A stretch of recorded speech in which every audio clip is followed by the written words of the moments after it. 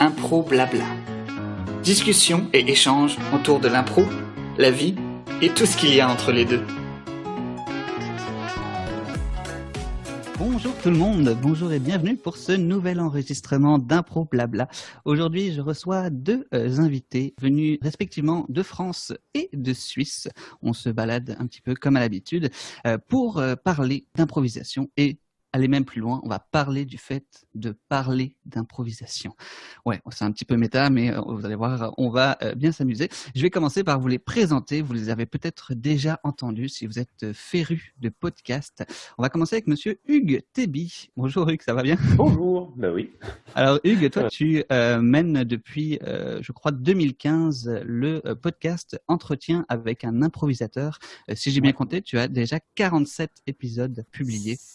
C'est ça. Gros ralentissement ces derniers temps, mais ouais, on devrait atteindre les 50 et la fin d'ici la fin de la saison. On a déjà hâte d'écouter ça. Tu es situé à Lyon en ce moment et tu joues un petit peu dans différents concepts. On a pu te voir à l'Improvidence. Différents spectacles. Et voilà, je joue à gauche à droite, beaucoup à l'Improvidence, notamment à Lyon, et puis un peu partout si l'occasion se présente. On est avec également Adrien Laplana, qui lui est à Lausanne en Suisse, qui lui de son côté a lancé le podcast Lâcher Prise depuis cette année, je crois. Oui. On en est déjà à 6 épisodes. C'est beaucoup plus frais que 47, effectivement.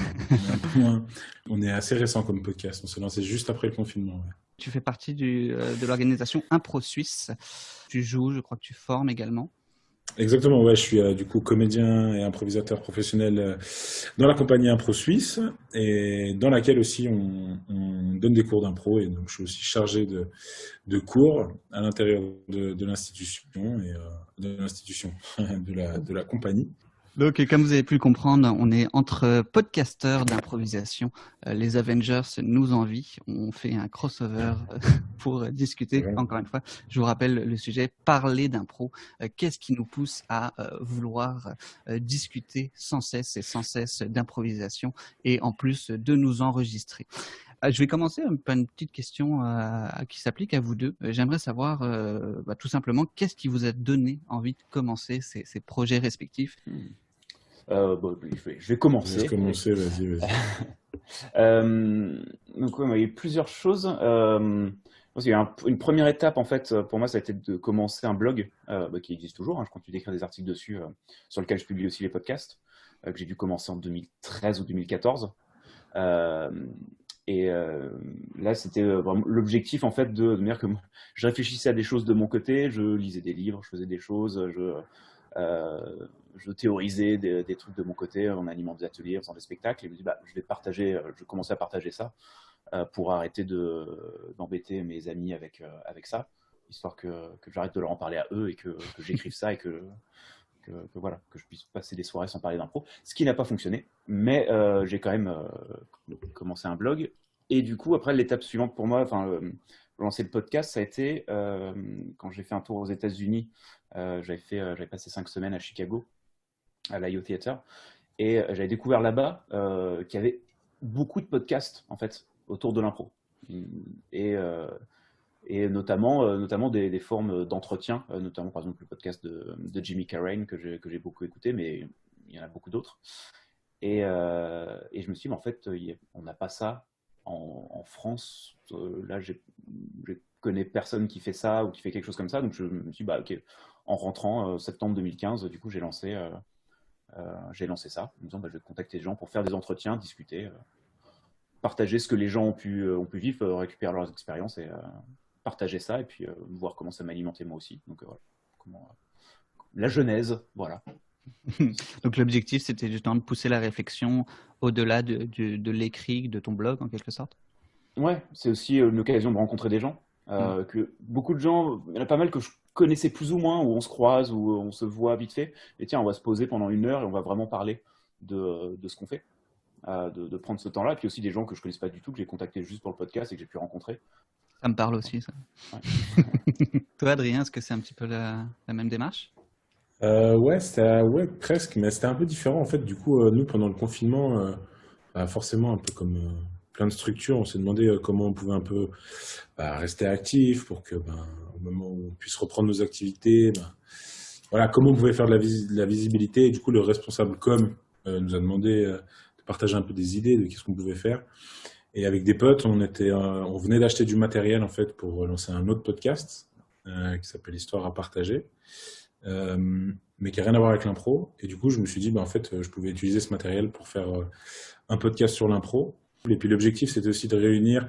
Alors c'est peut-être, pour le moment, ça reste un peu plus confidentiel à la Suisse, mais l'objectif, c'était justement de pouvoir permettre aussi aux improvisateurs suisses de se rencontrer aussi entre eux au moment des enregistrements. Il y a 2-3 épisodes, je crois, sur les 6 où il y a des gens qui se sont jamais rencontrés. Puis du coup, ça donne l'occasion de créer ces rencontres. Donc c'est aussi un peu le but. C'est aussi un peu l'objectif d'Impro Suisse, c'est de pouvoir être un peu vecteur de rencontres et d'organisation d'événements autour de l'impro. Et puis ça faisait sens avec ce podcast. Et puis voilà, ouais, ça s'est créé comme ça, un peu spontanément, honnêtement, un peu spontanément, surtout dû à la situation dans laquelle on était tous. Je me retrouvais un petit peu dans ce que vous dites, justement, le fait de créer des contacts, de stimuler les rencontres avec un Improblabla. À la base, c'était des directs qu'on faisait sur notre page Facebook avec nos membres. Et le fait de discuter d'improvisation comme ça, comme tu l'as dit, Hugues, prendre le temps de se poser. Vous avez peut-être eu l'occasion, après des spectacles, de rester boire une bière et de refaire le spectacle ou refaire le monde même.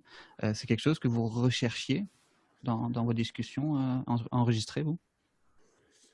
Moi, c'est ce que je recherche maintenant. Maintenant, on a envie de proposer un peu des formats différents sur en tout cas sur ce que je propose comme épisode.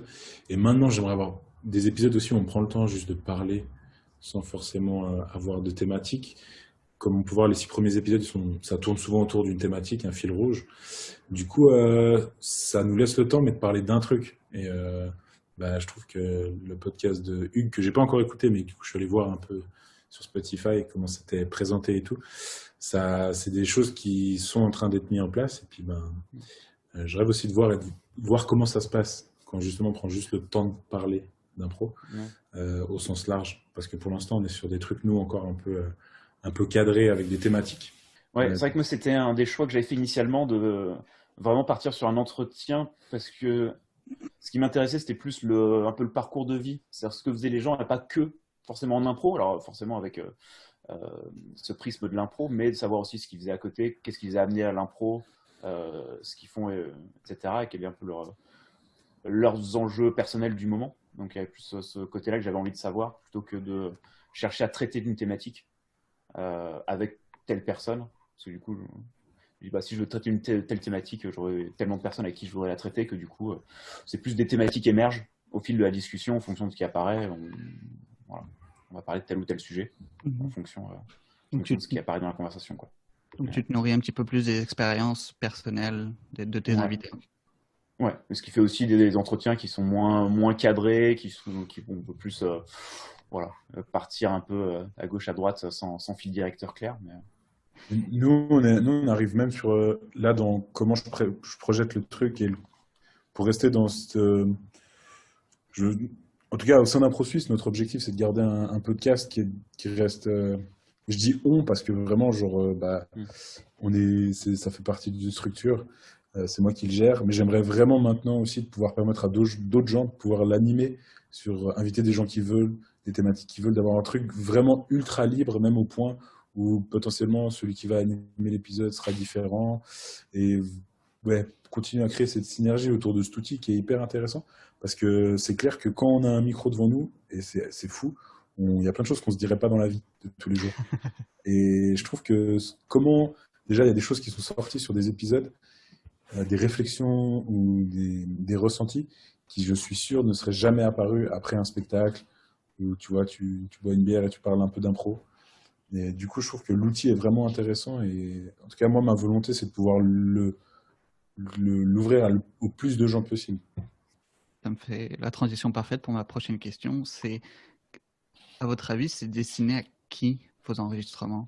C'est marrant. Je dirais que ça reste destiné aux personnes qui font de l'improvisation théâtrale ou qui qui s'y intéressent suffisamment, mais du coup, s'ils s'intéressent, il y a comme de très bonnes chances qu'ils en qu'ils font. pratiquent, que ce soit de façon amateur ou professionnelle. Effectivement, les personnes que je connais qui écoutent sont tous improvisateurs. Je connais quelques personnes ponctuellement qui sont pas improvisateurs, qui vont écouter un épisode par curiosité, mais ça reste destiné pour moi à des gens qui sont férus d'improvisation et qui sont curieux en fait, qui ont envie de découvrir des choses, des personnes qu'ils connaissent pas ou des thématiques qu'ils connaissent pas, des types de spectacles qu'ils connaissent pas, enfin voilà, qui ont envie de s'ouvrir un peu à d'autres choses et qui vont écouter ça. Ouais, moi, je pense aussi que c'est la majorité des auditeurs, c'est des gens qui font de l'impro. J'espère que des gens qui font pas d'impro, mais qui adorent aller voir de l'impro, puissent se dire, j'en écoute les moments où je vais pas voir des spectacles, mais parce que il y a plein de spectateurs un peu fidèles qui font pas forcément d'impro, puis qui se disent, ok, c'est cool, c'est un nouveau moyen aussi de connaître peut-être les gens que je vais voir souvent sur scène. Et ouais, j'espère en tout cas qu'il y a des gens qui font pas d'impro qu'on écoute aussi, surtout même presque. C'est une valeur un petit peu de démocratisation. C'est Joe Bill qui utilisait cette expression-là. Il disait que son boulot, c'était de rendre le monde plus petit. Moi, je vois ça un peu à travers mon podcast, c'est de rendre le monde de l'impro un peu plus petit. C'est-à-dire de faire que des gens connaissent plus de monde là-dedans et j'ai l'impression que ça aide aussi à resserrer une communauté. À ce que des gens découvrent des gens. Et je sais qu'il y a des troupes qui ont découvert des gens en écoutant mon podcast, qui ensuite ont fait intervenir cette personne sur des stages, des choses comme ça qui ont pu se passer. Donc voilà, je doute que mon podcast, en tout cas, soit écouté en dehors des sphères de l'improvisation, mais je pense qu'il peut servir à rendre ce monde un peu plus petit ou plus de cohésion. Rendre le monde plus petit ou plutôt nous rendre plus grands? Je vous laisse répondre. Non, mais... ça peut élargir nos horizons. Il y a quand même une sorte de citation. La façon aussi dont on peut le voir, c'est justement permettre de diffuser des réflexions auxquelles on n'aurait pas eu accès ou des gens qu'on ne connaîtrait pas, de nous donner la parole. Élargir ses horizons, Là, sur quelques épisodes, j'ai aussi invité des gens qui ont fait de l'impro ou qui n'ont jamais fait de l'impro et qui font autre chose. Et je trouve intéressant parce que du coup, il y a un peu des réflexions qui ont émergé. Typiquement, genre la distance entre le théâtre et l'impro, qui, on le remarque, est de plus en plus petit et que finalement, ces deux disciplines sont vraiment ultra proches. Il y a peut-être quelques années, c'était beaucoup plus clivé. Et puis maintenant, à travers le podcast, je me rends compte qu'en fait, il y a vraiment même des professionnels du théâtre qui utilisent énormément l'impro et tout. Donc, je trouve aussi chouette. Je trouve l'idée sympa de genre rendre le monde de l'impro plus petit, mais je trouve cool que si on arrive à aussi aller prendre ce qu'il y a en dehors du monde de l'impro et puis venir le mettre dedans et inversement aussi nous s'ouvrir, parce que des fois on sait, nous un peu improvisateurs, on est un peu une secte, hein. Des fois c'est pas simple d'intégrer un groupe d'improvisateurs, toutes ces choses c'est pas toujours facile, et puis de pouvoir aussi rencontrer des gens qui font pas forcément d'impro, mais qui peuvent aussi... Moi, j'ai invité des humoristes qui ont fait de l'impro, mais qui n'en font plus maintenant, et qui définissent aussi qu'est-ce qui a été utile dans leur pratique de l'impro, maintenant dans l'art qu'ils pratiquent. Est-ce que ça vous a apporté quelque chose depuis que vous avez commencé dans votre façon de jouer, de coacher ou de former, depuis que vous avez commencé à faire vos discussions? Alors, en fait, je pense que c'est très difficile de répondre à cette question. Pour moi, par exemple, moi, ça fait du coup 5 ans que je fais ce podcast, 5-6 ans que j'ai ce blog, et moi, ça fait 5-6 ans que je suis comédien professionnel aussi. Avant ça, j'étais amateur. Donc, il y a aussi un truc de... j'ai de toute façon évolué énormément dans ma pratique et dans ce que je veux faire en impro depuis il y a 5-6 ans et il y a maintenant. Et il y a eu plein d'éléments extérieurs.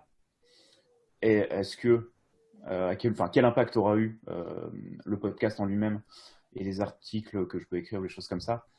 Je ne sais pas exactement, mais c'est sûr que des rencontres que j'ai pu faire m'ont influencé.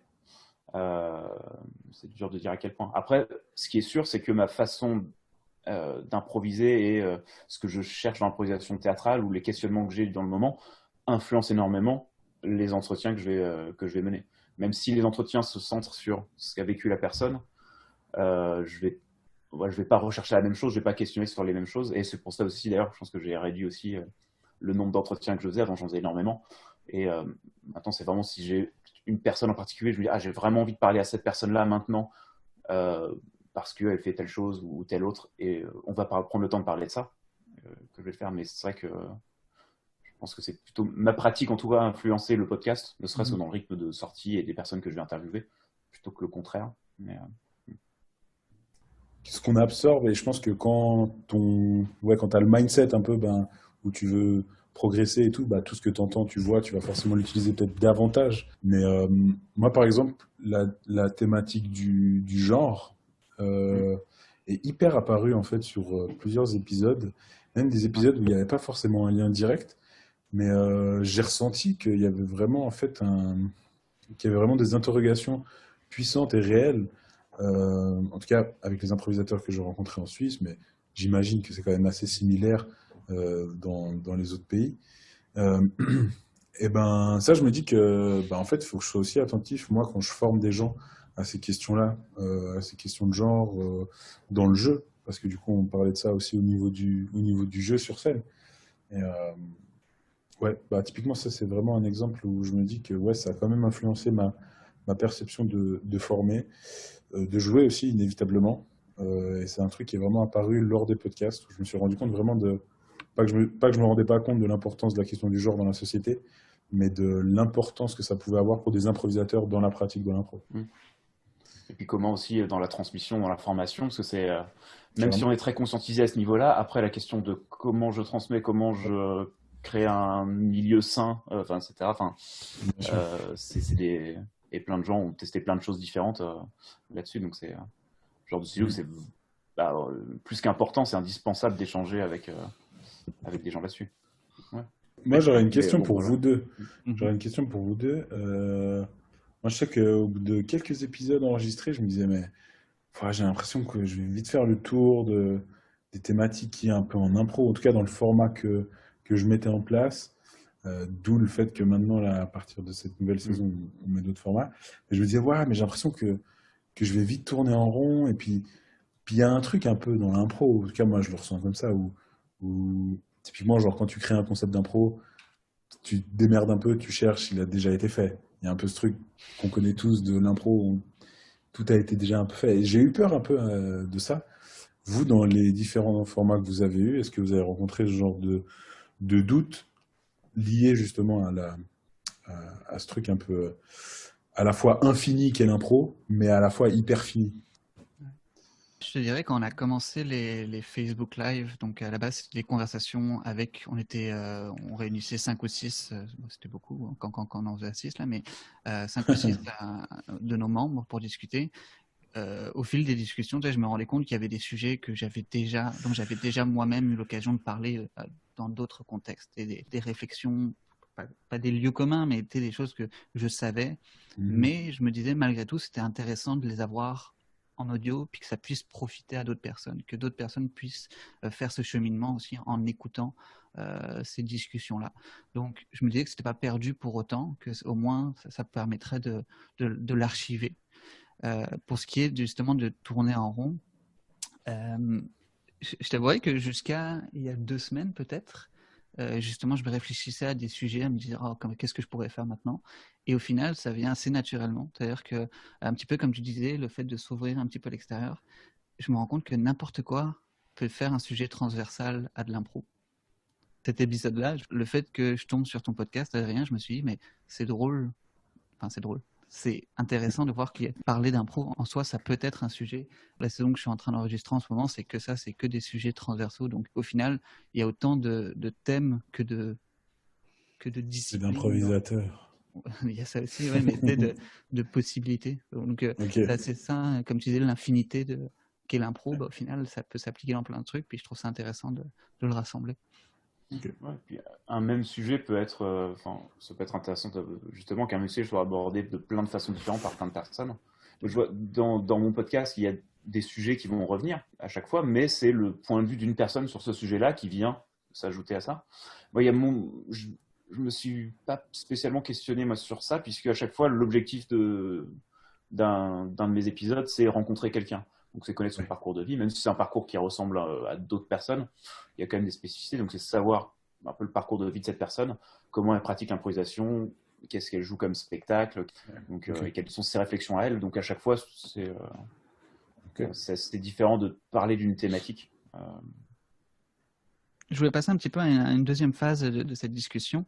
Selon vous, au-delà du podcast même, pourquoi est-ce qu'on a tant besoin, je vais utiliser ce terme, besoin de parler d'impro en dehors d'en jouer? Parce qu'on aime ça. J'ai l'impression qu'il y a un peu un truc de... C'est un peu de drogue au niveau de l'impro. En tout cas, quand je pense que... Je veux pas parler pour vous, évidemment, mais je pense qu'on arrive à ce niveau-là, on est tellement passionné, on nourrit tellement un truc, c'est tellement important. Ça a une vraie place dans nos vies que j'ai l'impression que, ouais, je sais pas. Pour moi, en tout cas, je sais que quand j'ai une passion, j'ai besoin d'en parler, de le faire vivre de X manière. Pour moi, ce serait ça. Ouais. Bah, je suis d'accord qu'il y a de toute façon l'aspect passion, c'est parce qu'on est passionné de ça, que c'est notre métier, qu'on y passe du temps, forcément on a envie d'en parler. Après, pour moi, il y a un côté peut-être beaucoup plus prétentieux aussi de ça, c'est de se dire que non seulement c'est quelque chose qui me passionne, mais c'est quelque chose que je pense qui peut, Qui même doit qui passer. mérite mieux que ce qui j'ai du mal à formuler exactement ce que je veux dire, mais il y a moyen de faire beaucoup de choses beaucoup mieux et qu'il y a moyen de réfléchir à des choses plus intéressantes et de pousser les choses plus loin et voilà, de sortir des spectacles qui sont un peu toujours les mêmes, qui font tout un peu la même chose. Enfin, il y a énormément de choses à explorer. Il y a tout un monde à explorer là-dedans, de choses qu'on peut faire et que ça reste assez marginal dans le monde de l'impro, tout ça. Et c'est-à-dire que, en fait, à travers ça, on peut faire découvrir des choses à d'autres gens et donner envie d'explorer d'autres types d'improvisation, d'autres formes d'improvisation, d'autres formes de spectacle, etc. Et que, qu'il y a une recherche d'influence aussi là-dedans. C'est-à-dire, en fait, ok, j'ai envie que ça bouge, qu'est-ce que j'ai comme moyen de le faire? Je peux jouer des spectacles, je peux former des gens, et je peux aussi communiquer comme ça à travers des articles, des entretiens, etc. Donc il y a un côté un peu plus prétentieux de oui, on va changer le monde, enfin, le monde de l'impro qui est tout petit, mais il y a une envie aussi derrière de voir les choses changer, puis il y a un plaisir de voir les choses évoluer et de faire partie de ça aussi. Tellement, et puis aussi je te rejoins à mort parce qu'il y a vraiment ce truc en plus, peut-être se faire connaître. Souvent, je trouve, maintenant de moins en moins, mais un temps, quand tu disais ouais, je fais de l'impro, plein de gens se disaient genre, ah ouais, tu rappes, genre tu fais de l'impro rap. Bah non. Ou alors les gens font vite le parallèle avec le stand-up. Du coup, tu fais de l'impro, c'est-à-dire que tu fais du stand-up. Donc du seul en scène. Tu fais du stand-up? Non, trop pas, c'est trop pas ça. Et après, quand tu commences à des gens qui connaissent un peu, c'est tu fais de l'impro, tu fais du match. Oui, ouais, c'est ça, ouais, mais pas que. En fait, et c'est vrai que je te rejoins aussi, c'est hyper important du coup par exemple, les gens qui, comme on disait tout à l'heure, qui écoutent, c'est des auditeurs, connaissent bien l'impro via le match, qui puissent se rendre compte en fait qu'il y a aussi d'autres choses, et d'autres choses qui peuvent être intéressantes à voir, et que peut-être qu'il y a d'autres improvisateurs que ceux qui vont voir tout le temps, qui font des trucs très chouettes. Et du coup, je te rejoins à mort, je trouve que c'est hyper important pour ça aussi. Après, c'était aussi pour devenir riche et célèbre. Oui, c'est vrai. C'est en cours. Pour l'instant, ouais, c'est ça. Mais c'est un travail en cours. C'est ça. Work in progress, comme on dit. La fameuse podcast money. C'est ça. Le terme que tu as utilisé, Hugues, de prétentieux, est-ce que, quand vous avez commencé ou même encore en ce moment peut-être, vous avez ce sentiment parfois pas du syndrome de l'imposteur, mais d'être crédible dans ce que vous apportez, dans les discussions que vous amenez? Ouais. Moi, je me rappelle au tout début, quand j'ai lancé mon blog, c'était vraiment une question que je me posais, de dire, mais en fait, qui je suis pour poster des articles sur un truc, pour mettre mes réflexions sur un sujet. Ouais. Et assez rapidement, je dis, j'en ai rien à foutre. De toute façon, j'ai une réflexion sur un truc, je vous le partage, vous en faites ce que vous voulez. Et après, quand je dis ce terme de prétentieux, je pense qu'il faut être prétentieux quand on est artiste. C'est-à-dire, en fait, je monte sur scène, je fais un truc, c'est que je crois en ce que je fais. Je pense que c'est suffisamment important et que ça vaut le coup d'être fait. Donc il y a un côté, je pense qu'il faut être un minimum prétentieux, se dire que ce qu'on veut partager aux gens vaut le coup de payer un billet pour venir nous voir. Mine de rien. Il il y a quand même il y a une part d'ego aussi derrière là, mais c'est-à-dire que ça vaut le coup d'être partagé. Donc voilà, et après, j'ai envie de toute façon, les gens écoutent ou lisent les articles, si ça leur parle, ça leur parle, si ça leur parle pas, ça leur parle pas. Perso, je me suis hyper posé cette question, vraiment. Je me suis hyper posé cette question et ça a aussi vachement dicté la manière dont j'essayais d'animer les podcasts, de vouloir vraiment être sincère dans la manière dont je dis les choses. Je coupe très peu de choses. Sinon, j'essaie vraiment, forcément, et je pense que vous, c'est pareil, mais de laisser un maximum de spontanéité. Moi, dans ma manière d'aborder, j'essaie plus d'être un catalyseur de ce que disent les gens, essayer de mettre une bonne ambiance, etc. Vraiment d'avoir un rôle presque de MC, hein, comme dans un match ou un spectacle. Mais sans arriver avec des grandes théories parce que moi j'ai ce sentiment-là assez souvent de pas être légitime d'aller parler d'un truc mais Finalement, on aborde les discussions ou les enregistrements comme on aborde une improvisation ou un atelier. Non. Non. Ouais, je sais pas, c'est intéressant. Je me suis fait souvent cette réflexion-là au fil d'enregistrement de me dire c'est intéressant. On lance une perche, puis il y a quelqu'un qui la reprend, puis quelqu'un d'autre qui rebondit là-dessus. Ah oui, ça, ouais. Oui, dans la spontanéité de toute façon, trouver le truc intéressant et poursuivre ce truc-là. Je disais parce que pour moi, enregistrer un épisode et commencer une impro, alors moi, de plus en plus, quand je commence mes impros, je ne veux pas de caucus, rien. Et quand je lance un épisode, j'aime avoir mon petit texte, mes petites questions, mes petites présentations prêtes. J'ai un petit truc un peu organisationnel qui est loin du coup de la liberté qu'on a en impro. Je voulais savoir plus d'un point de vue personnel. On l'a mentionné quelques fois. En dehors du jeu, en dehors de la pratique de l'improvisation, qu'est-ce que de cette expérience de podcasteur vous retirez globalement? La préparation de ces épisodes, ça me pousse à écrire, et comme je me suis lancé depuis 2 ans aussi dans le stand-up, franchement ça m'aide en dehors de l'impro à écrire des petites vannes, du coup je sais pas, ça me donne je sais pas comment dire, mais c'est plus ça me donne un rythme d'écriture, de préparation, de professionnalisme à avoir pour pouvoir créer ce produit de la meilleure des manières. Donc ça m'a apporté un peu de rigueur, que ce soit dans l'écriture, et puis un peu d'expérience aussi dans la présentation. Ouais, je sais. Je pense que ça m'a aidé aussi en tant que du coup je suis intervieweur. Et à côté c'est pas vraiment une interview parce que c'est vraiment un côté entretien où c'est vraiment très, très libre, mais d'avoir ce truc de s'entraîner à interviewer quelqu'un, à se dire ça c'est intéressant, ça je me le garde de côté, ou je rebondis dessus tout de suite, ou je reviens à ça. Et je pense que c'est un truc sur lequel je me suis amélioré dans les podcasts progressivement, à force d'en faire.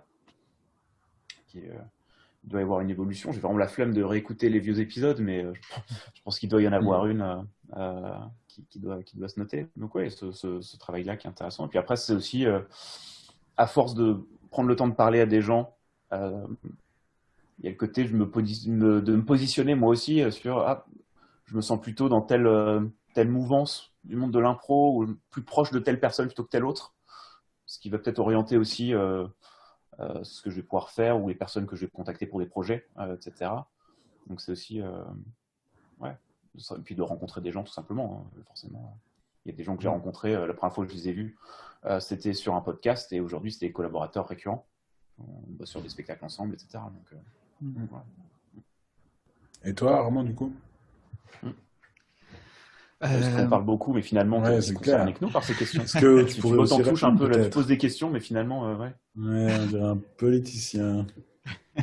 Moi, je dirais à la base, Improbabla, on l'a commencé pendant le confinement. Et ça a un peu sauvé mon confinement, dans le sens que au début on avait commencé avec 3 épisodes par semaine, ce qui je reconnais un peu beaucoup, mais vu que j'avais que ça à faire, ça m'occupait énormément, puis je me suis formé sur le tas en quelque sorte. Donc ça m'a occupé pour commencer. Après, je vous rejoins, je vous entends, mais c'est les réflexions que je me suis faites aussi au fur et à mesure, le fait de contacter des gens. Je me suis permis de contacter des gens que j'aurais jamais eu l'occasion mais j'aurais même envisagé de parler un jour, parce que ça me paraît inatteignable. Et au final, plus ça va, plus je me rends compte que les gens ont envie de parler. J'ai déjà eu des refus, soit des gens qui n'ont pas forcément la disponibilité ou même pas de réponse, mais globalement c'est très positif dans le retour que je peux avoir des personnes à qui je demande. Et ça a été comme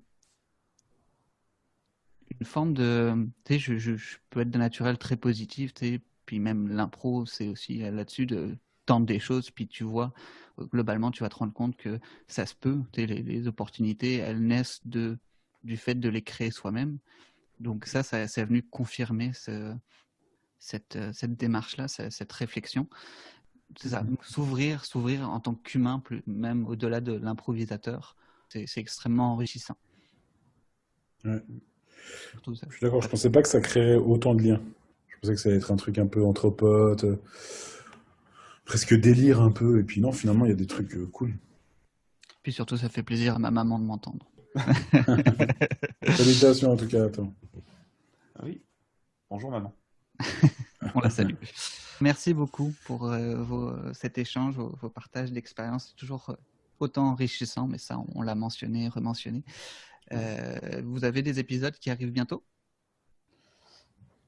Moi, mon prochain épisode, en fait, là, j'avais prévu, là, donc je suis à 47, j'avais prévu de finir à 50, d'arrêter à la 50e.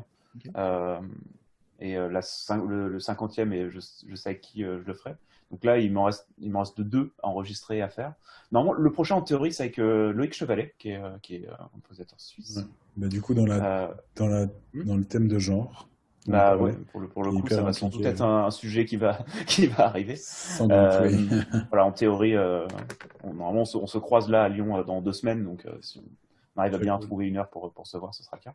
Du coup, non, nous, c'est vraiment le début. Comme je disais en début d'épisode, je sais pas trop pourquoi j'ai mis des saisons à mes épisodes, mais du coup, là, on attaque la saison 2, mais je vois pas du tout ce que ça change. Je sors un épisode toutes les 3 semaines. J'ai pas de nom sur le prochain épisode, mais en tout cas, lâcher prise, impro suisse, voilà. On le recommande, ainsi que Entretien avec un improvisateur de Hugues Théby. Vous êtes sur toutes les plateformes. C'est l'occasion aussi de parler, parce qu'il y a plusieurs podcasts autres sur l'impro. Je crois qu'on l'a mentionné là à un moment, mais je sais plus. Mais il y a Frédéric Barbouchi avec Pas d'impro, qui a été créé à peu près en même temps qu'Entretien qu'un improvisateur, je crois. Je sais plus, on a fait un entretien croisé avec lui quand il était passé à Lyon. Il y a lui, il y a une chaîne YouTube, mais ils ont aussi en format podcast qui s'appelle Improviews, qui a été créé là depuis la rentrée, grosso modo, qui a été créé tout récemment avec son même mode de l'entretien d'une personne, des questions. Il y a Improvisation NB, ça c'est au Nouveau-Brunswick, catégorie libre, ça s'appelle. C'est assez, pareil, ils font des entretiens avec des membres de leur communauté qu'on connaît un petit peu moins au Nouveau-Brunswick, qu'on avait déjà reçu aussi dans Improblabla. Oui, il y a un podcast, ça doit avoir un peu moins d'1 an, il y a 5 épisodes, je crois, qui sont sortis. Ça s'appelle Improv Psy, par Mathieu Hinzelin, où du coup c'est en gros l'improvisation vue par le biais de psychologie. Et du coup, c'est des entretiens autour de ça. C'est assez intéressant, ça change un peu. Donc voilà, je le recommande aussi. Improv Psy. Alors, les gens qu'on n'a pas cités vont nous en vouloir. Mais ouais, on s'excuse si on en a oublié. N'hésitez pas à nous écrire si jamais vous voulez qu'on les rajoute, on mettra tout ça dans les références de toute façon. Donc plein de contenu à écouter, à voir, à regarder. On espère que ça vous occupera dans l'optique de vos confinements.